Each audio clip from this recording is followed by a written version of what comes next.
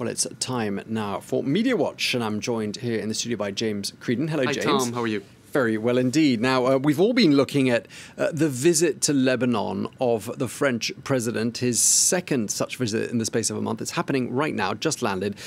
You've also been looking at reaction to the country's new prime minister. Tell us all. That's right. Well, a quick reference to Emmanuel Macron first, and then I'll get on to the prime minister. He did just tweet, so he's been in the country only a very, very short period of time. His second trip, of course, since the very tragic explosion. And he tweeted in French and in Arabic.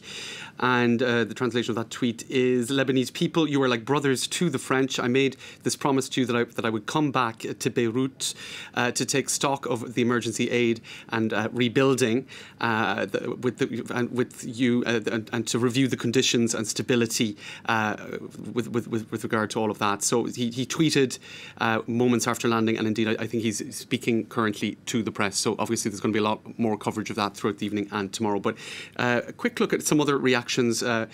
Almost a month in Lebanon. This is a journalist, Stephanie Gilnsky, who writes for The Guardian, amongst other publications. She spent a month in Beirut. And it's a slightly positive take on things. Almost a month in Lebanon has ended for me. The evolution has been striking from rubble-filled streets right after the blast to just a few weeks later, people opening their shops, their restaurants, their bars, even with windows missing, even amidst the chaos. And she adds a sort of a footnote. The most encouraging was seeing citizens, young people from the entire country flock to Beirut to clean up, to offer their time and resources to help where they can. People have been pushing through this devastating disaster. So I suppose perhaps there's a massive uphill struggle yet, but you know, a certain amount has been accomplished in 1 month. But there's still massive anger with the body politic. Residents in the hard-hit Mar Makeel neighbourhood kick out the just appointed Prime Minister designate Mustafa Adib as he tours areas of the devastated by the blast. We, the protest movement, do not want you, one woman said. You were from the ruling elite. Now, that's a message that came through very strongly on Twitter today, Tom. This is the name of the former Prime Minister, written in Arabic, Hassan Diab, and actually it's just one letter displaced. It's kind of like an anagram, if you like. Mustafa Adib and Diab are basically the same 4 letters, and so you have some using that as a symbol for how not much really has changed.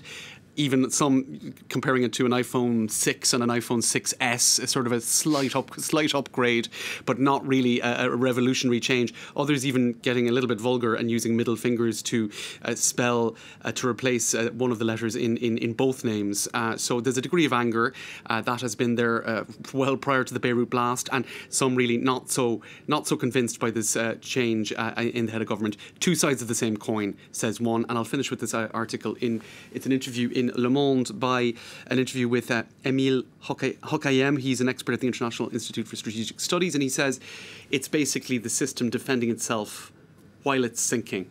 So it's the system propping itself up at the same time that the system is sort of sinking. So a degree of cynicism, Tom, for sure.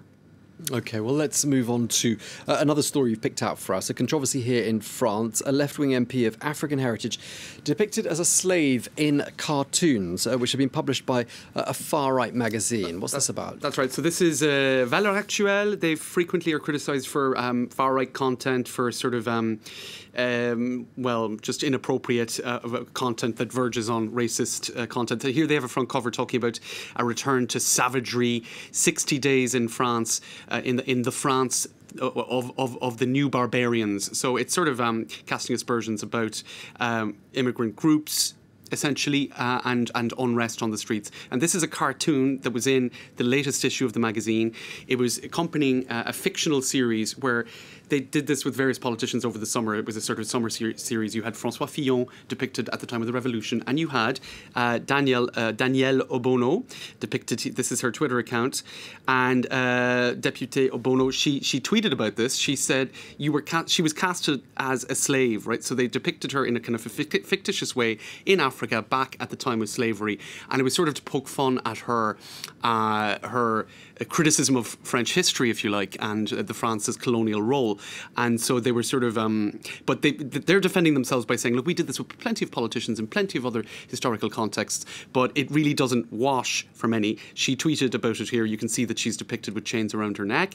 And obviously this was done as a provocation. Obviously it was done so that it would make it into news segments such as this one. People would talk about it. It creates a buzz, and it's probably playing into their agenda, if you like. But actually, an investigation has been opened. The Paris prosecutors opened an investigation into it, and Emmanuel Macron rang this a politician from the far left to say that he was giving her all his support. Emmanuel Macron, who previously was interviewed by Valorec Joel and was criticised about that at the time, saying, "Look, you're doing that because you want to appeal to maybe a far right electorate." So he gave her a telephone call, I suppose, to show that he's supporting her in all of this. Okay, and at the time people said he shouldn't have spoken to that publication.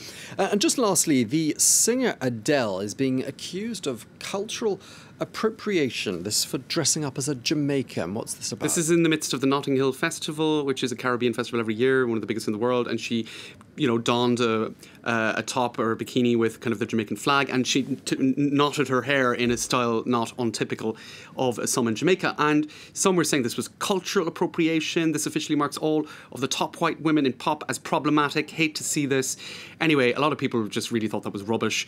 There is a trend in criticising the appropriation of African hairstyles and whatnot, but others were responding saying, well, Beyonce, is doing her hair blonde like that. Is that cultural appropriation?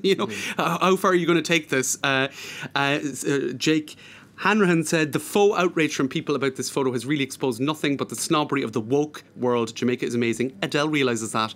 Get over yourselves. Right, okay, so... Storm in a teacup. Yes. All right, well, thank you very much indeed for that. James Greedon.